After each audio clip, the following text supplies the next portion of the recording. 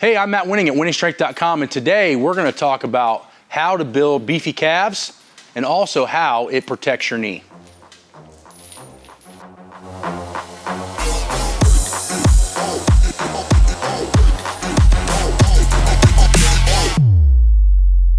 Seated calves are one of the biggest builders that you can use for your calf, but it's not the muscle that most people think.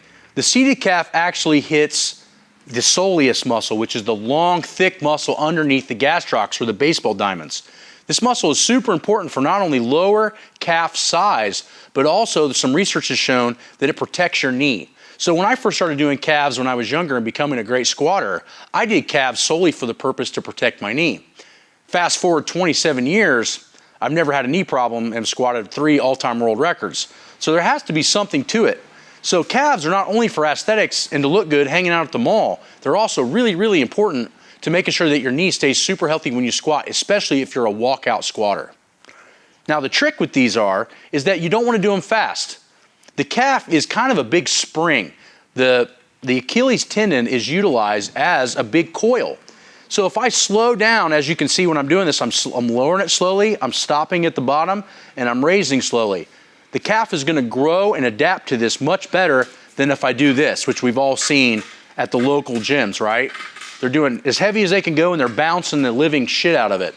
The point is bouncing calves, really you're only working the tendon. If you slow it down, your calf is going to get worked way harder, you're going to see way more results, and it's going to be easier on your ankle and your knee. The next way we can do calves is donkey style. So this is a belt, my Wenning belt squat, but they have machines for this as well.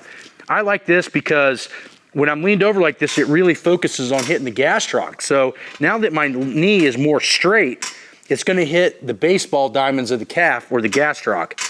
Now this is a little bit more for show and not as much for protection, but I still feel that you need to have muscle groups no matter what you're doing, and standing calves, doing them donkey style is a great way to do it. But again, you're going to have to make sure that you're using it as a nice and slow with a big stretch. Now, as you can see, my ankle mobility is not awesome. A lot of that's due to car accidents that I had when I was a kid, but the point is I'm still doing it slow and controlled, and this is a way you're going to be able to hit the muscle and see a lot of progress really fast. The next muscle you need to really worry about is the tibialis anterior.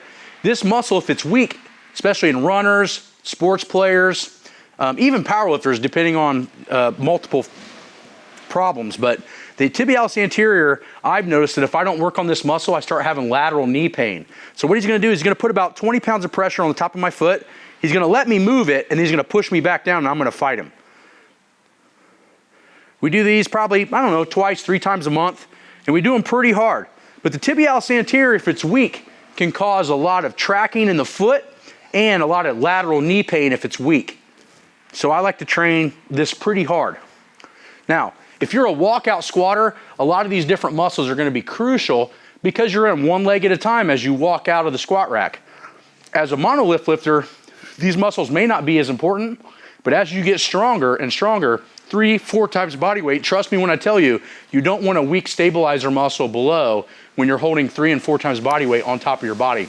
So I find that the tibialis anterior is probably one of the most untalked about muscles in training in bodybuilding or powerlifting, but it definitely can cause a lot of lateral knee pain if it's not strong and can cause your foot to not function correctly, which could lead to squatting and deadlifting issues down the road. One of the next tricks that I've used to get my calves pretty strong and big is I walk with the treadmill turned off. Now, we've used this for other videos, right, and no, it will not hurt your treadmill.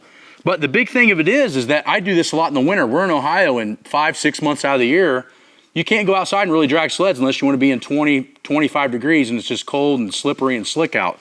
So what we do is I'll walk on the treadmill with it turned off, but I'll stay kind of on my toes. Now I'm trying to walk on my heel, but as you can see, my heel's just barely clearing that treadmill. Now that's causing a huge stretch on my calf. Now, depending on how flexible you are, you might have to walk with a little bit of a different gait. But you do this for 4 sets of 100 steps before working out every time, especially legs.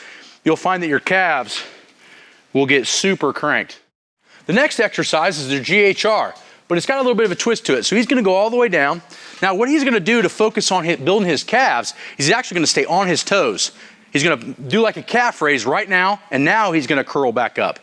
that is gonna smoke where his hamstring and his calf tie into his gastroc right here. This spot right here. You can see it firing like crazy. You get that strong, your calves are gonna grow.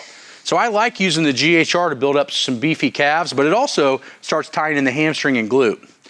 So if you're just for aesthetics, you may not need to do the GHR, but if you're in any kind of sport, building up this back part of the knee right here is gonna be super protective of your knee joint and making sure you don't tear your ACL or your meniscus. You find that a lot of people that have these knee issues tend to have poor calf and poor hamstring development, which kind of go one and the same. So today we talked about calves, and there's not a ton to go over, but I think that a lot of people, what they mess up is tempos. So if you look at calf training, you gotta slow it down. You gotta take away the stretch reflex. You gotta take away the bounce. The soleus, the gastroc, and the Achilles tendon like to be used as a big spring.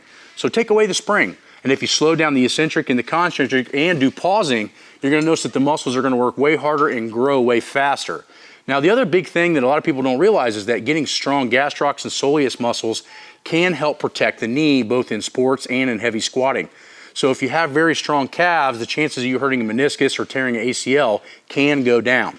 So for further information, what I would do is look up a guy named Tim Hewitt. He's one of the top ACL researchers up at the Mayo Clinic.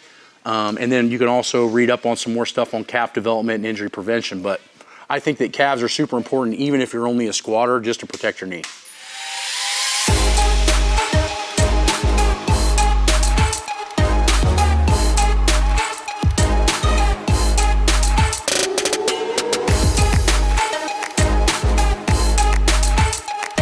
This is great for building the rear delts, rhomboids, lower trap.